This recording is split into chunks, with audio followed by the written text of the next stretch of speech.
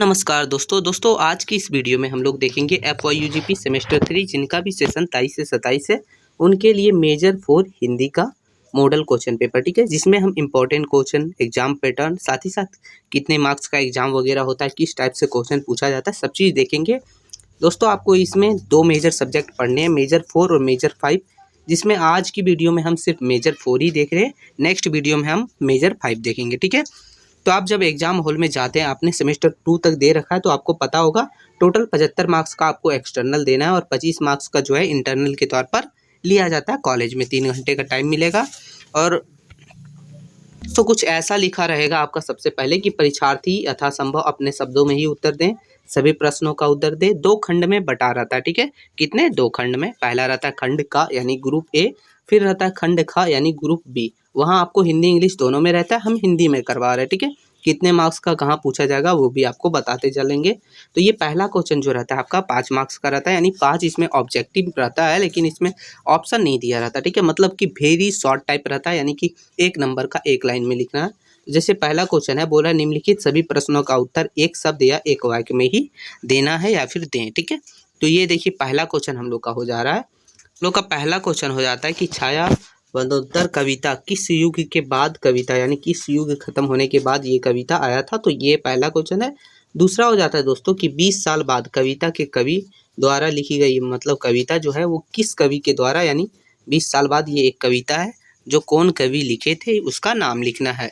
फिर है आगे दोस्तों हम लोग का तीसरा क्वेश्चन, यानी क्वेश्चन ग बोल रहा है कि उज्जवल लोहा कविता किस विषय पर आधारित है, यानी किस विषय के ऊपर वो कविता लिखा गया है। तो ये चीज़ आगे। क्वेश्चन घा बोल रहा है कि हिमालय के प्रति कविता के रचयिता कौन है, यानी कि लेखक कौन है। और लास्ट हम लोग का क्वेश्चन है, बोल रहा है कि हरिवंश राय बच्चन की कविता का नाम बताइए जो पाठ्यक्रम में है, मतलब जो सिलेबस में है वो कौन सा कविता है जो हरिवंश राय बच्चन द्वारा लिखा गया है। तो ये टोटल 5 आपका ऑब्जेक्टिव है, सबसे 1-1 मार्क्स मिलेंगे, यानी कि यहाँ से आपको टोटल 5 मार्क्स मिल जाते हैं। अब आगे हम लोग दूसरा नंबर और तीसरा नंबर क्वेश्चन आप देख सकते हैं। दूसरा क्वेश्चन से 5 मार्क्स और तीसरा से 5 मार्क्स, यानी यहाँ से आपको 10 मार्क्स मिलेंगे। ठीक है, यानी खंड ए से आपको टोटल 15 मार्क्स मिलते हैं। ठीक है, तो चलिए दूसरा क्वेश्चन है, बोला कि इंसान और कुत्ते कविता का भावात्मक विश्लेषण कीजिए। ये एक इम्पॉर्टेंट क्वेश्चन भी है, साथ ही साथ जो इम्पोर्टेंट ज़्यादा लगा वही हम इसमें लिए हैं। आप ये मॉडल क्वेश्चन पेपर कर लीजिएगा ना, आपको कुछ नहीं करना पड़ेगा, बस इतना ही कर लीजिए, आपका एग्जाम निकल जाएगा, वो भी बहुत अच्छा मार्क्स से। ठीक है, लेकिन फिर भी और भी कर लीजिएगा ओवर। ठीक है, लेकिन हम बता रहे हैं तीसरा क्वेश्चन हो गया कि हिमालय के प्रति कविता में राष्ट्र प्रेम की भावना का वर्णन कीजिए। तो ये 2 क्वेश्चन आपको करना पड़ता है, कंपलसरी रहता है एग्जाम हॉल में। उसके बाद आता है आप लोग का खंड खा। ठीक है, खंड खा जो है दोस्तों, यानी कि ग्रुप बी, इसमें टोटल 7 प्रश्न रहते हैं। कितने रहते हैं? टोटल 7, लेकिन आंसर देना रहता है सिर्फ 4 का आपको। टोटल 7 में से कोई भी 4 आप देख सकते हैं जो आपको आता हो। इसमें से एक क्वेश्चन के लिए आपको मिलते हैं 15 मार्क्स, यानी 4 को आप अगर अटेंड करते हैं तो आपको मिलेंगे टोटल 60 मार्क्स। ठीक है, और ऊपर 15 मार्क्स, ये टोटल 75 मार्क्स के आपका हो गए। तो देखिए यहाँ लिखा है कि निम्न में से किन्हीं 4 प्रश्नों का उत्तर दीजिए। तो जो भी इम्पोर्टेंट है, ज़्यादा इम्पोर्टेंट है, वही हमने लिया है। तो चलिए देखते हैं। तो ये क्वेश्चन नंबर पहला, ठीक है, यानी क्वेश्चन नंबर सीरियल में चौथा देखा जाए। ठीक है, बोला कि छाया वदोत्तर काव्य की पृष्ठभूमि और उसकी विशेषताओं का आलोचनात्मक विश्लेषण कीजिए। एक मोस्ट इम्पॉर्टेंट क्वेश्चन है और 100% श्योर है दोस्तों, आएगा ही आएगा। ठीक है, दूसरा हो जाता है दोस्तों आप लोग का कि प्रयोगवाद और प्रगतिवाद की विशेषताओं की तुलना करते हुए इनके प्रमुख कवियों का परिचय दीजिए। तो ये भी एक मोस्ट इम्पॉर्टेंट क्वेश्चन है, यानी जितने भी 7 क्वेश्चन इसमें लिए गए हैं सातों के सातों मोस्ट इम्पॉर्टेंट है, तो आपको करना ही करना है।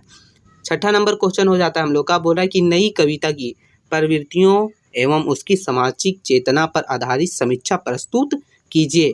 तो ये भी एक इम्पॉर्टेंट क्वेश्चन है, आपको लिखना रहता है, कोई भी 3 है। ठीक है, कोई भी 3 लिखिएगा, हम यहाँ 7 लिए हैं क्योंकि आपको बताना है।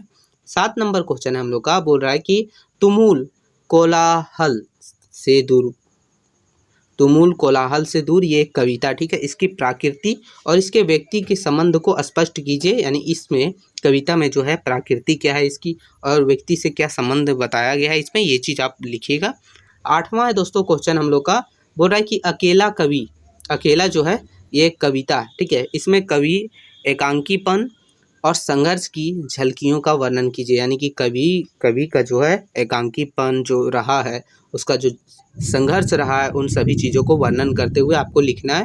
टोटल 4 पेज में लिखना है, कम से कम आपको 15 मार्क्स मिलेंगे, तो ये चीज़ ध्यान रखिएगा। तो डिटेल में आप जान लीजिए तब तो। अब एक क्वेश्चन नंबर 9 दोस्तों बोल रहा है कि 20 साल बाद कविता में स्मृति और वर्तमान का टकराव कैसे दिखाया गया है। तो इसके ऊपर आपको चर्चित करते हुए या फिर विश्लेषण करते हुए लिखना है।